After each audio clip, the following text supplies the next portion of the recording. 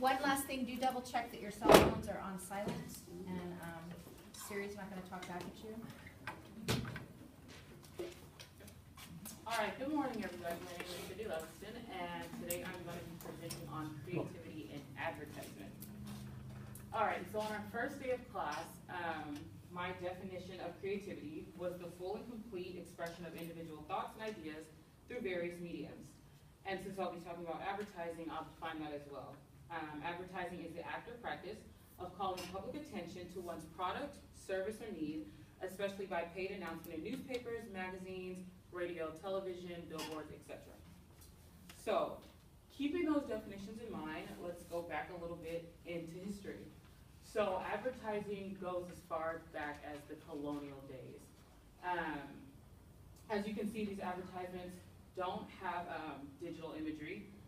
They're very bland, but much like today, they were most frequently announcements of goods on hand, but like I said, they were very dry. But Benjamin Franklin's Pennsylvania Gazette was his editorial that really introduced the concept of headlines and illustrations to assist these headlines.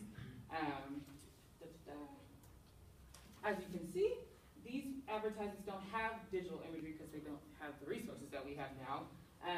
They're not conveying powerful or controversial messages, and they're not quite equipped with vibrant colors. But they are just simply announcement of goods. Let's see.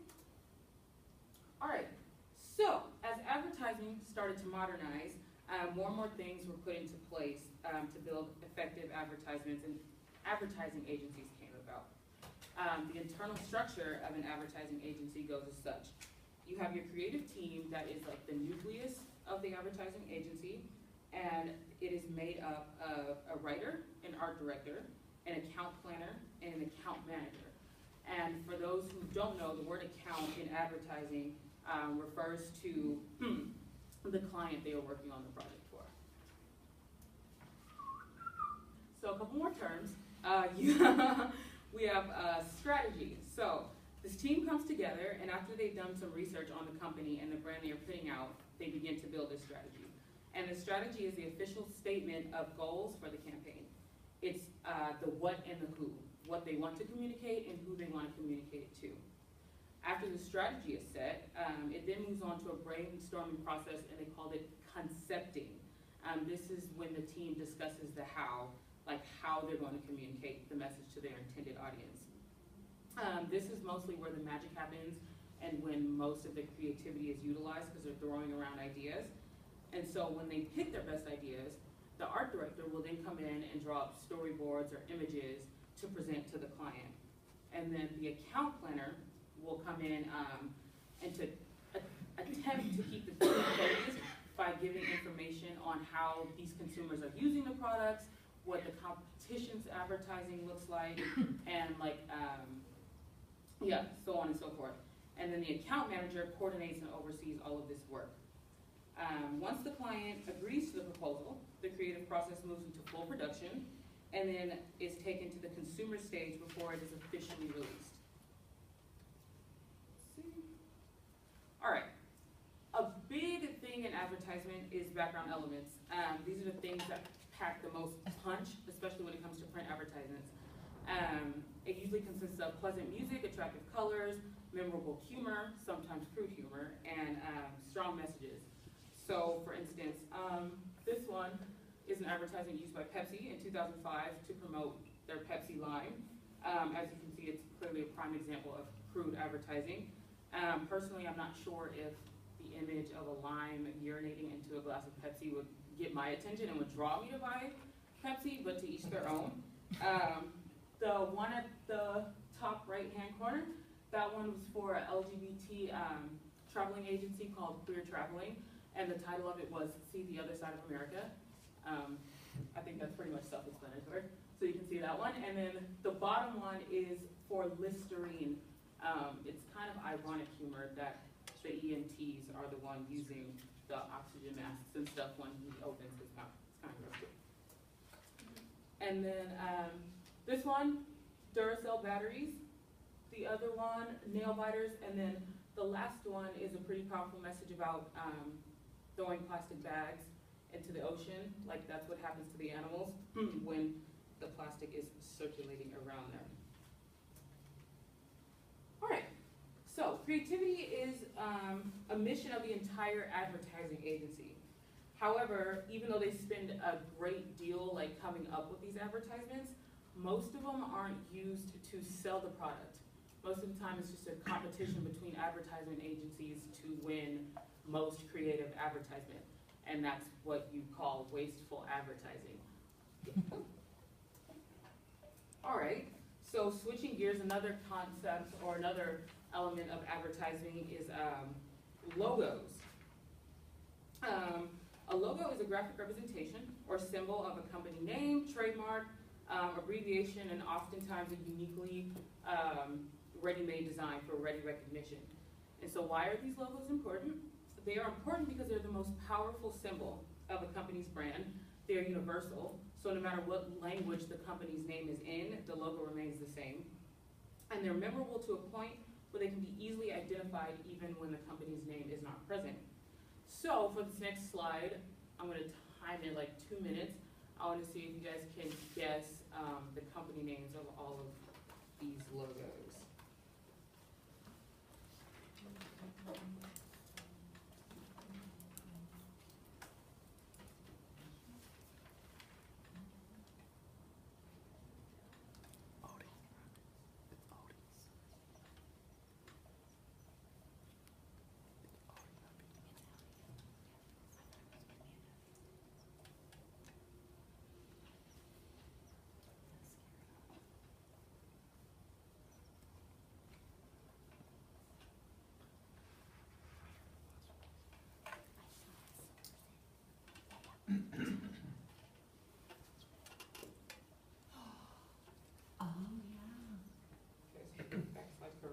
All right, so the logos, I guess we should go back.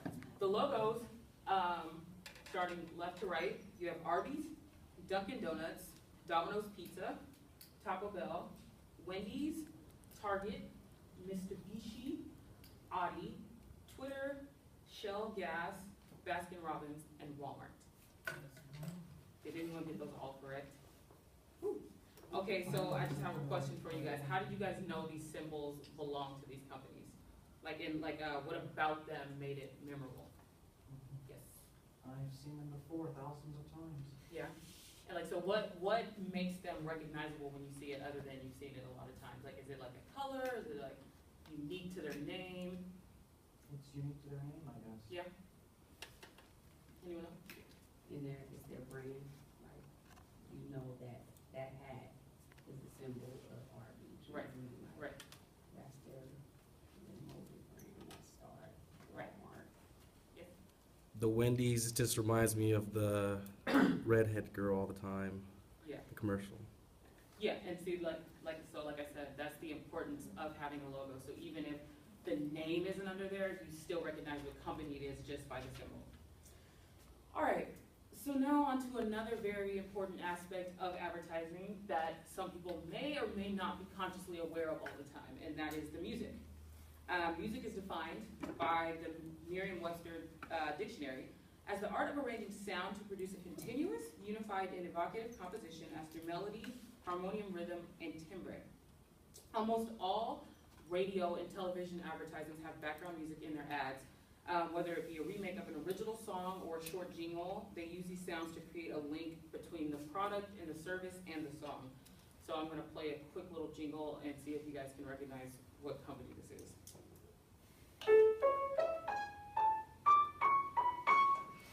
State Farm Insurance. Right. So they have that recognizable little jingle so that whenever you hear it, you automatically think State Farm. Cool. Okay, and like I said before, these companies will either create their own jingle or they'll create a remake of original popular songs to fit their product or service.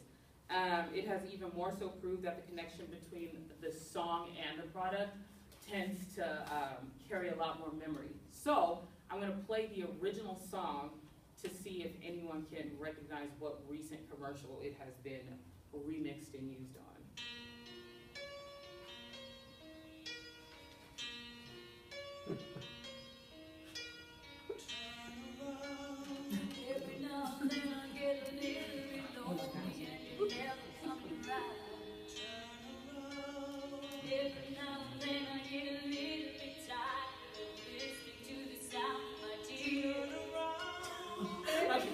gaining recognition, so let me stop it. Okay, so that song was called Total Eclipse of the Heart by Bonnie Tyler, and it has recently been used in the Fiber One granola bar commercials. Every now and then I get a little bit hungry and there's nothing really good around. Oh, God. Every now and then I get a little bit tired of living off the taste of the air. Finally I have a manly chocolatey snack and fiber so my wife won't give me any more flack. I finally found the right snack. All right, so that song by Bonnie Tyler was remade by Fiber One to fit their theme alternative for healthier snacks. I have to say it was pretty successful because I know when I first, I heard this version of it, the commercial version of it, before I heard the actual song. So the first time I heard the actual song in the car, I was like, oh my gosh, it's the Fiber One commercial. And my mom, of course, had to make a comment about my age. She was like, oh my gosh, you're making me feel so old. I'm like, whatever. So yeah. Yeah, but that's the target audience. It is, right. So, to wrap up, I just want to leave you guys with two quotes from professionals in the advertising field about creativity, and I feel that it might change the way you look at it. The first one comes from Leo Burnett, who is a frequently quoted advertising and copyright author, who says that creativity is the art of establishing new and meaningful relationships between previously unrelated things in a manner that is relevant, believable, and good taste. And the second one comes from noted author and creativity expert Arthur Koestler, who says that creativity is the combination of previously unrelated structures in such a way that you get more out of the emergent whole than that you have put in. And I really feel like these two quotes kind of demystify the mystery that surrounds creativity. Everybody kind of worries about that in order to be creative, you have to be original, which isn't necessarily always the case. While originality is highly valued, there's also high value in this idea of remixing, taking something that was original and then adding a twist and making it new. Yeah, so as you can see from the Fiber